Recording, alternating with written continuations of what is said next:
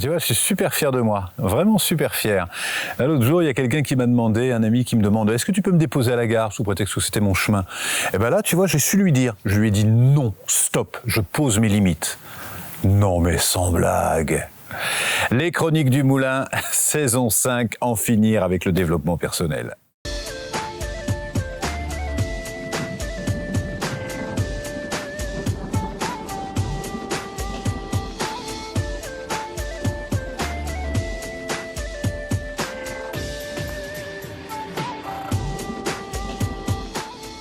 Bonjour, je suis heureux de vous retrouver tous les lundis. Bon, des fois, il y a des vidéos qui peuvent piquer un peu, comme on dit, mais voilà, c'est mon ton aussi d'aimer questionner, provoquer. Je n'apporte aucune réponse quant à la vérité. Suivez ceux qui la cherchent et fuyez ceux qui disent l'avoir trouvée. Comme dit André Gide, car dès qu'on la sort du terreau de ses doutes, la vérité devient un dogme. Et moi, je suis plus pour une exploration. Regardez qu'est-ce qui fonctionne en nous, regardez ce qui ne fonctionne plus, et s'il y a un comportement qui ne fonctionne plus, avec lesquels on n'a pas des bons résultats, pas changer ce comportement, mais de le faire de soi-même à soi-même. Comme dit Einstein, c'est une folie que de vouloir obtenir deux résultats différents en agissant exactement de la même façon. Je crois que la prise de conscience de notre comportement, quand on s'intéresse à une voie spirituelle, il y a généralement deux voies. On dit que l'oiseau a deux ailes pour s'envoler, et ces deux ailes, ce sont ces deux voies. La première, c'est la voie de la conscience. On va mettre plus de conscience, simplement pas chercher à changer, mais mettre plus de conscience. On va s'observer, on va se dire, tiens, il m'arrive tel résultat. Puis on va revenir en amont, on va se dire, oui, j'ai semé telle graine.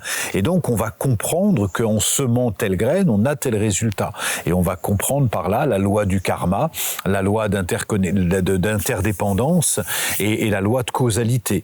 On va comprendre que cette personne réagit à ce que je lui ai dit parce que on a une loi d'interdépendance. Donc on va s'observer pour développer plus de conscience. Et dans son quotidien, on va être attentif, par exemple, aux intentions qui nous font poser telles actions. Est-ce que je fais ça? Pourquoi? J'ai dit ça à telle personne. Pourquoi? Parce que j'avais besoin de son approbation, pour qu'il dise que je suis quelqu'un de bien, pour qu'il etc. J'ai dit telle parole. Et donc je vais être de plus en plus attentif à chacune de mes actions, à chacune de mes paroles et à chacune même de mes pensées. Ça, c'est vraiment la prise de conscience. Quand je parle, par exemple, dans les stages sur la communication, que j'invite à parler notre parole et à avoir une langue claire, donc à supprimer totalement de notre vocabulaire le mensonge, à supprimer la plainte, la critique, le reproche, tout ce verbe qui a tendance à alourdir, à enlaidir notre communication, je vais mettre de la conscience. Et ça, vous pouvez dès aujourd'hui être attentif. Est-ce que je peux changer dans ma vie en supprimant, en changeant mon verbe? Donc je vais développer plus de conscience. Et puis la seconde aile, je disais que l'oiseau a besoin de deux ailes, c'est l'amour. Parce que si j'ai de la conscience en se disant, voilà, je rends compte que j'ai fait ça, j'étais très conscient, j'ai fait ça, j'étais lucide, lui n'était pas lucide, et que mon cœur est fermé, je ne vais pouvoir aller nulle part. Donc ces deux voies simples, la voie de la conscience et la voie de l'amour, vont naturellement nous rendre une personne plus en paix avec nous-mêmes et naturellement plus en paix avec l'autre. C'est un chemin naturel. Est-ce qu'il est spirituel? Est-ce qu'il est psychologique? C'est un chemin d'évolution naturelle.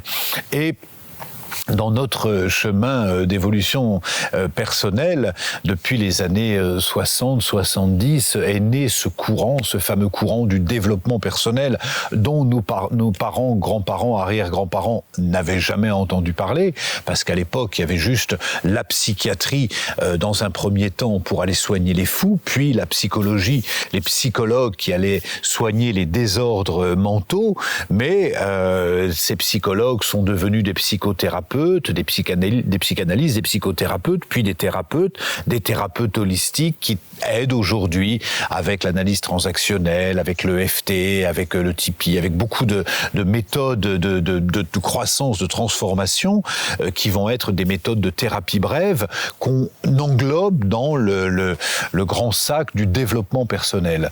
Et ce développement personnel qui a avancé en même temps que la spiritualité, qui arrivait là aussi dans les années 60-70, puisque la spiritualité de la période de nos grands-parents, c'était soit la religion catholique, soit c'était les influences des guérisseurs, etc., qui étaient en dehors de la spiritualité, mais il y avait assez peu d'influence orientale.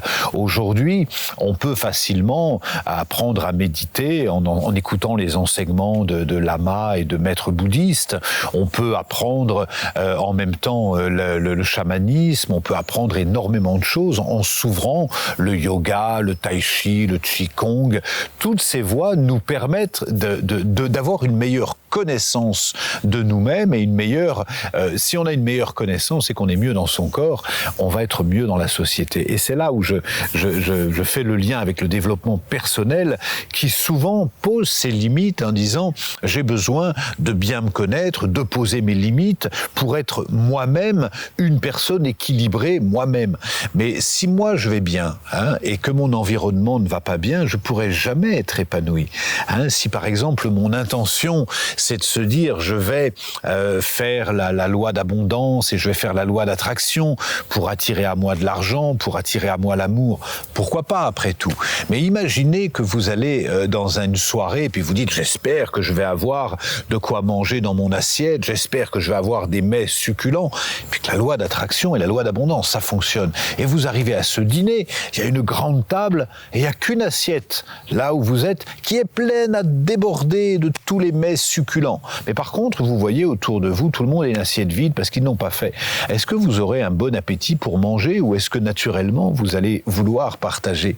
Eh bien, vous savez, chez les bouddhistes, quand on prend ce qu'on appelle la prise de refuge, Sangye Chodan Chogi Chonamla, Jansu Bardu Dani Kapsuchi, Dagi Jinsoti Pesunamdi, Drola Pensias Sandye Dropalcho, qui signifie puissais-je moi-même atteindre l'éveil, et lorsque j'aurai atteint cet état de parfait éveil, puissais-je accompagner toutes celles et ceux qui sont dans mon entourage, à elles aussi, eux aussi, atteindre cet état d'éveil, puisque si je suis moi dans la paix mais que les autres ne le sont pas, je ne pourrai pas vivre pleinement et dans cette paix. Et là, on rentre dans cette loi d'interdépendance. Nous sommes tous interdépendants et je ne peux pas être heureux si l'autre ne l'est pas. Donc c'est vrai que le développement personnel nous invite déjà à mieux nous connaître. Mais si j'étudie par exemple la CNV, la communication non violente, ou si je fais un stage avec Arnaud Rioux, puisque j'anime toute l'année des stages sur la communication, si j'apprends à mieux communiquer, et que je dis, bah oui, mais moi j'ai fait le boulot,